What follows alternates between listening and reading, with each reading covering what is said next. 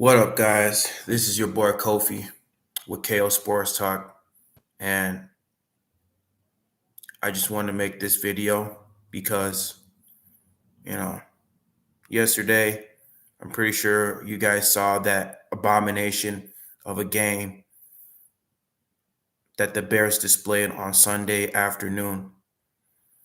I didn't even want to make an ether video. I didn't even want to make a rant video because it just comes a point in time where you just see so much mediocrity. You see so much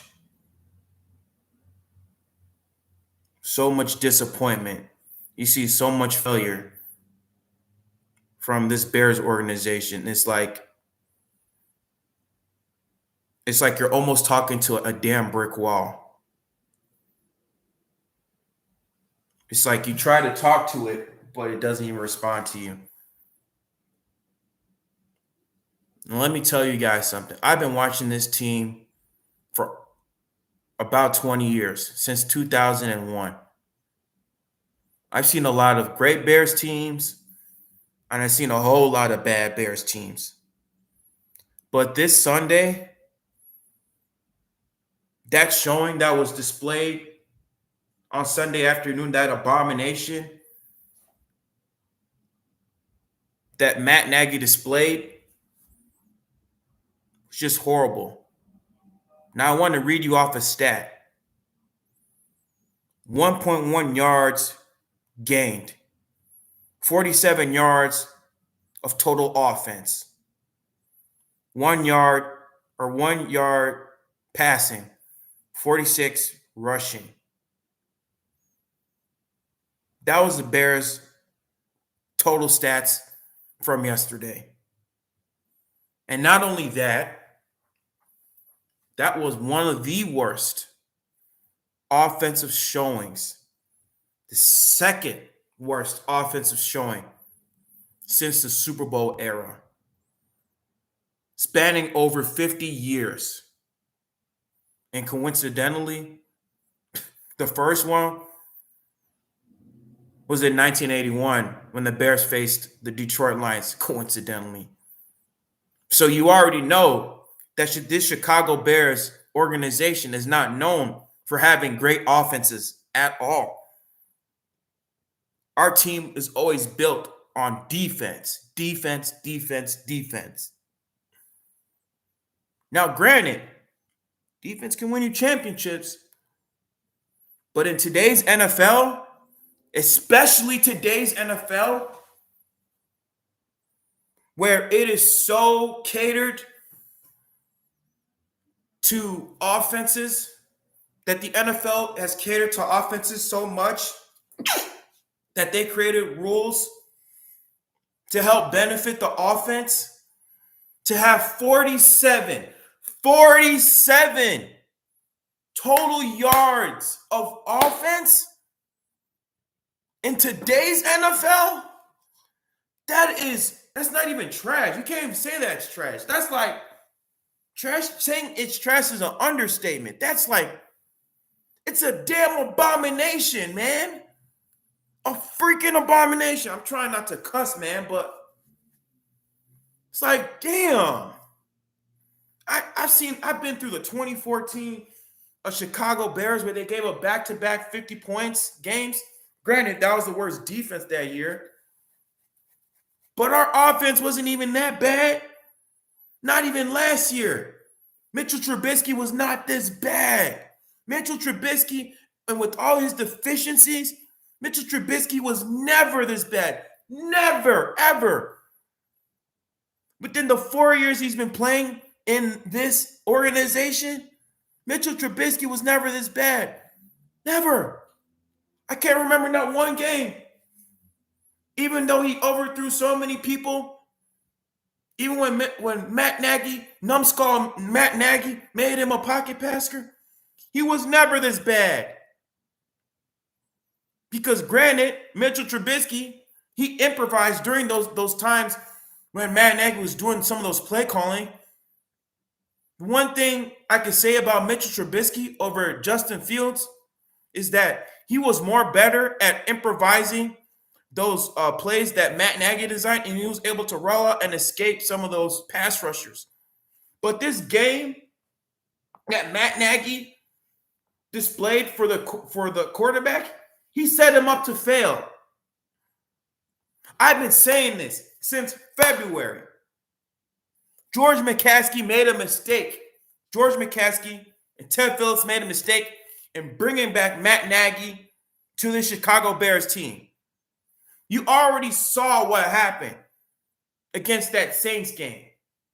You already saw what happened. They weren't even moving the ball properly at all. Barely could move the ball at all. It doesn't even matter if you had Tom Brady, Drew Brees, Peyton Manning, and Matt Nagy's offense. You know what Matt Nagy's going to do? Oh, 5-yard curl routes. Curls. He's going to run a 3 wide.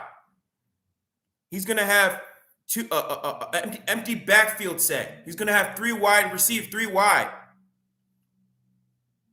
Run 5-yard curl routes.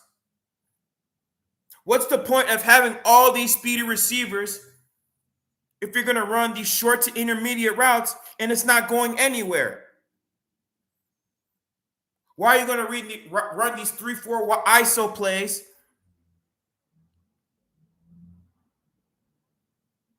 These short to intermediate coverages where a lot of teams, they're running these zone coverages, and sometimes they're running cover 0, and you're not putting your wide receivers in position, especially your speedy receivers and Damiere Byrd and Marquise Goodwin, to go over the top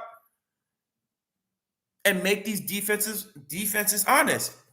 Why the hell are you not setting your offensive line up for success? You already know that this offensive line is in shambles. You already know that this offensive line is not good. And yeah, that's an indictment on Ryan Pace because he didn't get the right personnel for this team. During training camp, we were dealing with a whole lot of injuries. He could have signed Mitchell Schwartz. He could have signed Eric Fisher. But no, you had to pick up a 39-year-old guy who's damn near 40 years old, could barely move, who's pretty much retired at this point. He can't move.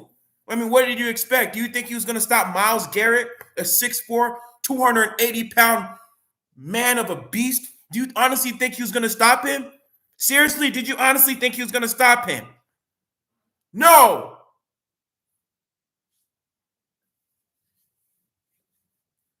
And the worst part about it, the Browns, they set a franchise record. Myles Garrett set a franchise record. 4.5 sacks in that game. And you already know he's going to win Defensive Player of the Year. You already know. I had a feeling. I just had a feeling that the Cleveland Browns were just going to win this game. I had a feeling.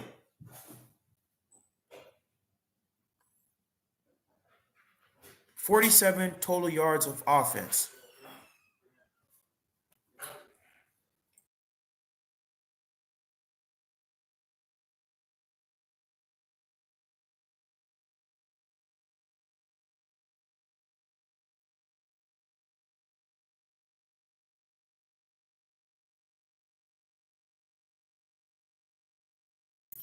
What up, Micro Mike? What's up, man? We coming to get one win. I mean, I really don't care at this point, man. Like, I put so much of my hope in this Bears team. You know, I've been watching this team for a long time, and it's like George McCaskey he's not doing what he can to help this team at all. Like, he's not doing it. He's not helping this team.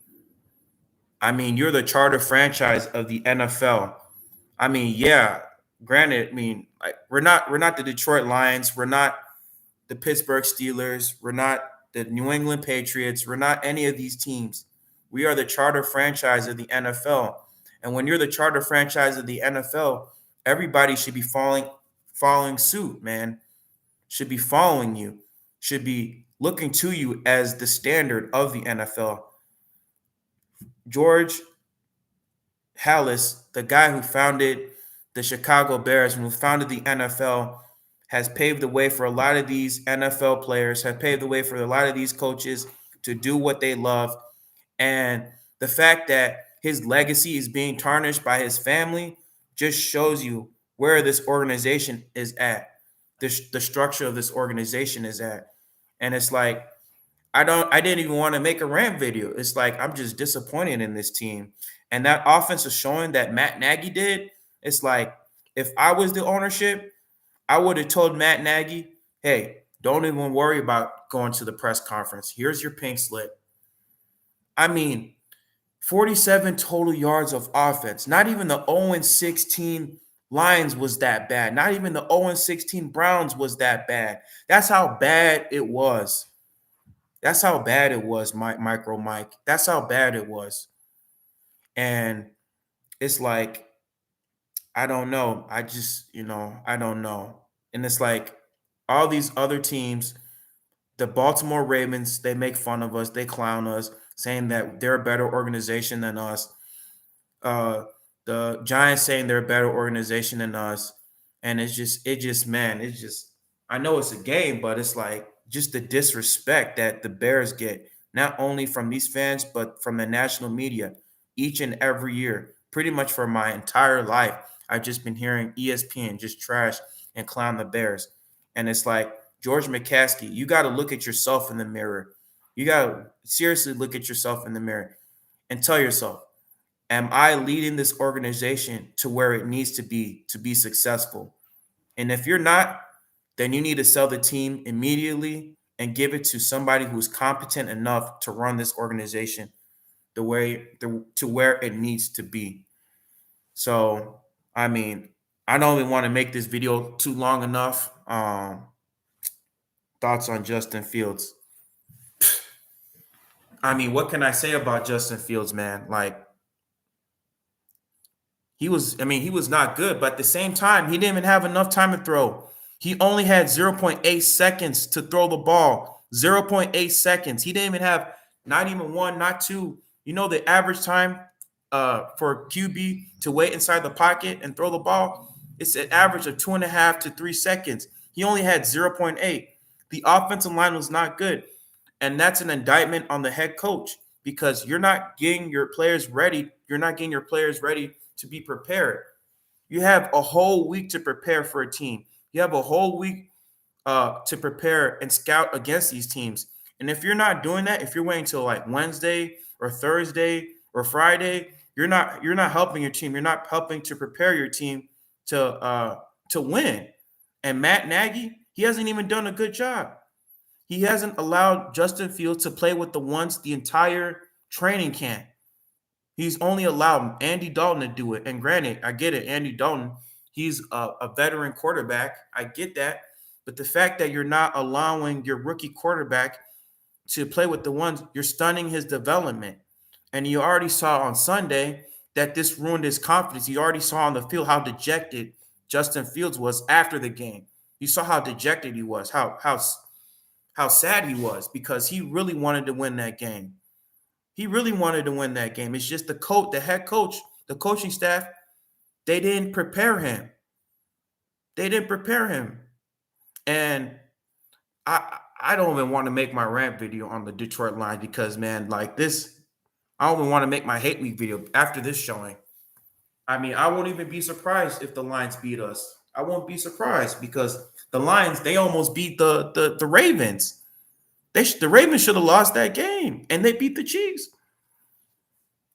But what do I know? This is the NFL, guys. This is the NFL, and anything can happen. Any given Sunday, anybody can win. Even though the refs did cheat the Detroit Lions, like they always do, the Lions always get cheated by the referees.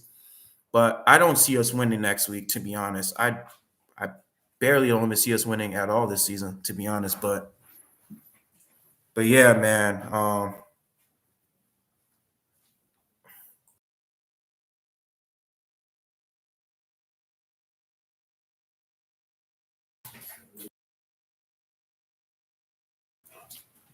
Well, like I said, Micro Mike, yeah, this is not on Justin Fields. He wanted to win. It's just Matt Nagy, he didn't design any plays. He didn't design no plays to help his quarterback to succeed. He didn't design any type of plays to help his quarterback succeed. What's up? It's good. He didn't design any runs to help his quarterback succeed. And you already saw how bad it was. He didn't do any rollouts. He's always was running an empty set. He was running a three wide set, running these curl routes, all the single time, running all these curl routes. And guess what? A lot of these wide receivers were not getting separation because they were not these DBs. They were not threatened. They were not threatened by these wide receivers for them to go deep because our offensive line too was not holding up our quarterback. Our quarterback didn't have any time to throw at all. He made him look like Nick Foles in the pocket. We all know how Nick Foles is. He's slow as molasses. Mitchell Trubisky was never, ever this bad. I'm telling you, in 4 years of watching Mitchell Trubisky was never, ever this bad.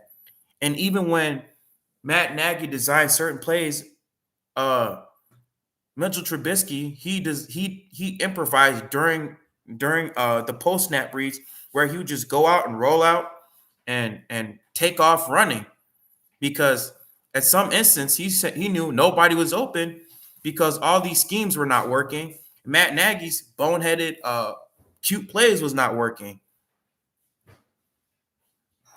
I mean, Matt Nagy, he's one of the worst head coaches of all time. Yeah, I said it. He's worse than Adam Gase. He's worse.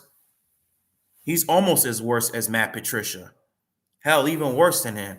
And I really do mean that. I really do mean that. He's one of the worst head coaches. Not just in the NFL, but of all time. And y'all already saw what happened this Sunday. And if George McCaskey does not see the error of his ways of saying, oh, we need to do a collaboration, then don't expect any changes anytime soon. So, guys, this is your boy Kofi. And yeah, I'm signing out. All right. Peace.